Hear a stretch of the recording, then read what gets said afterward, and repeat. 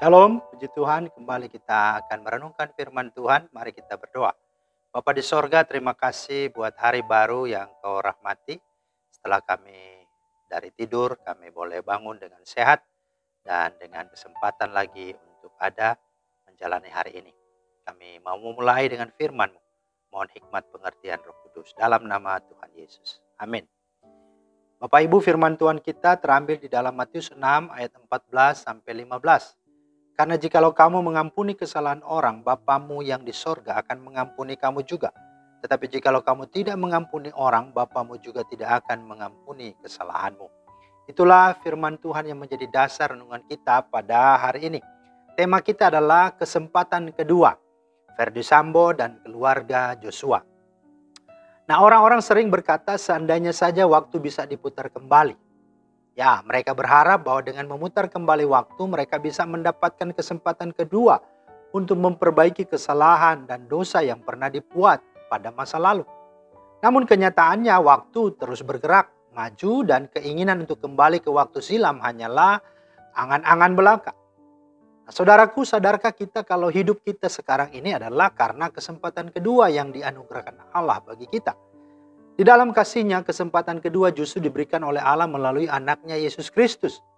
Melalui pengorbanan Yesus Kristus di kayu salib, Allah menawarkan kesempatan kedua kepada semua orang yang mau menerima anugerah keselamatan darinya, yaitu hidup kekal dengan relasi yang telah dipulihkan bersama-sama dengan Allah untuk selama-lamanya. Dan apabila kita sudah memperoleh kesempatan kedua di dalam Kristus, bagaimana seharusnya respon kita terhadap kesempatan kedua tersebut? Ada 3 respon. Yang pertama, mari terimalah kesempatan kedua itu dari Allah dengan kita bertobat dengan sungguh-sungguh. Kita tahu dan mengenal Daud, bukan? Raja Daud telah berbuat dosa dan Tuhan telah menghukumnya. Jadi mengapa setelah itu Tuhan bergirang karena Daud dan berkata bahwa Daud adalah seorang yang berkenan di hatinya. Oleh karena Daud sungguh-sungguh pribadi yang sadar siapa dirinya dan bertobat. Dan dia meninggalkan dosanya. Dia berdoa kepada Tuhan dalam Mazmur 6, 4 dan 6. Kembalilah wahai Yahweh, bebaskanlah jiwaku. Oh, selamatkanlah aku karena belas kasihan-Mu. Sepanjang malam aku membasahi peraduanku. Aku menggenangi pertiduranku dengan air mataku. Karena dosanya Raja Daud merasakan penyesalan yang mendalam. Dan setiap hari dia bertobat dan mengaku dosa, berpuasa dan berdoa di hadapan Tuhan. Serta dia berdoa agar Tuhan berbelas kasihan.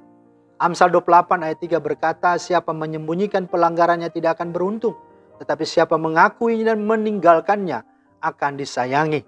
Begitu juga dalam 1 Yohanes 1, 8 dan 9. Kemudian seorang murid Yesus yang bernama Simon Petrus. Petrus menjadi satu-satunya murid yang dengan tegas dan yakin mengakui bahwa Yesus adalah Mesias, anak Allah yang hidup. Namun jawaban Petrus yang mengesankan ini berakhir dengan tragedi di mana si pemberani berubah menjadi si pengecut. Di tengah kerumunan orang banyak yang menonton sang anak Allah ditangkap dan diolok-olok oleh prajurit Romawi, Petrus justru menyangkal pengenalannya terhadap Mesias sebanyak 3 kali. Petrus yang pernah tampil menonjol harus menangis dengan penuh penyesalan karena ia gagal mempertahankan pengakuan imannya. Begitu juga yang terjadi kepada Thomas yang meragukan kebangkitan Yesus. Namun kisah kemuridan Petrus dan Thomas tidak berakhir di sini. Pasca kebangkitan, Yesus mendatangi Petrus secara pribadi dan berbicara 4 mata dengannya dalam Yohanes 21. Yesus memberikan kesempatan yang kedua kepada Petrus untuk menjalankan tugasnya sebagai penjala manusia. Matius 4 ayat 19. Begitu juga dengan Thomas yang sungguh-sungguh akhirnya percaya. Nah, saudara, kesempatan kedua dari Yesus juga tersedia buat kita hari ini. Masa lalumu yang belum yang kelam bukan persoalan bagi Tuhan. Karena kedatangannya adalah untuk memulihkan kehidupan kita.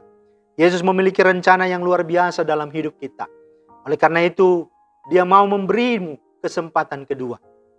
Yang kedua, menghidupi kesempatan kedua dengan optimis dan percaya diri.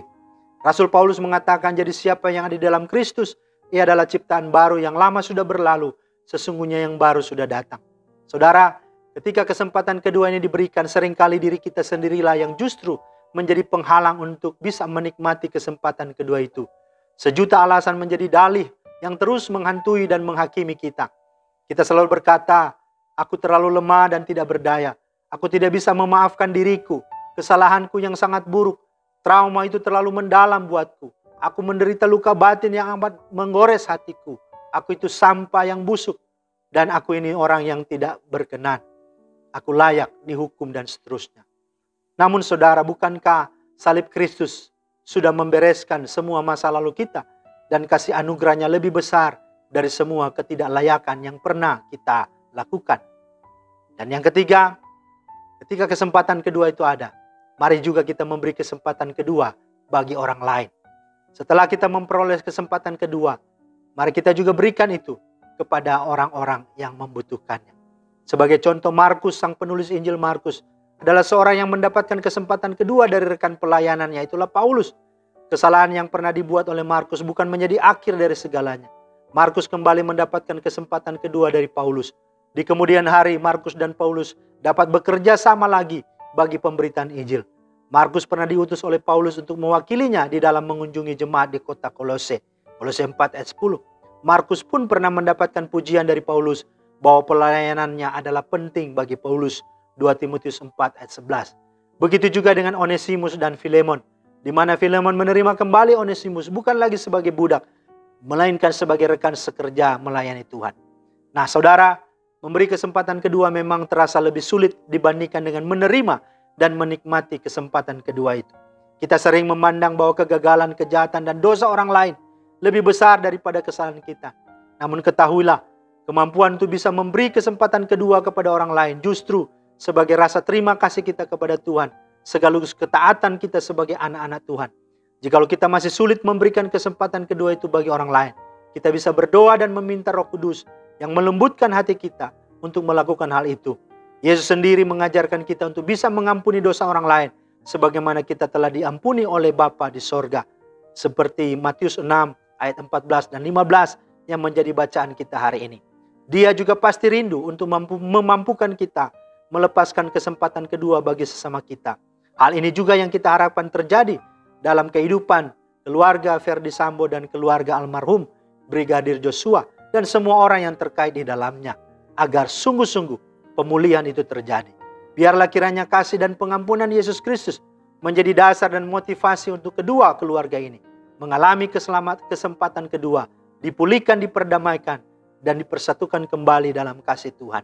Kiranya kita juga demikian adanya. Tuhan memberkati. Terima kasih Tuhan atas kesempatan kedua yang Tuhan berikan bagi kami. Dan itu juga merupakan doa kami terjadi kepada keluarga Brigadir Joshua dan juga Ferdi Sambo. Kami rindu supaya semua ini terjadi dalam pemulihan Tuhan dan mendatangkan pujian hormat bagi nama Tuhan. Demi Kristus kami berdoa. Haleluya. Amin. Demikian firman Tuhan hari ini, menjadi berkat. Selamat beraktivitas. Tuhan Yesus memberkati. Shalom.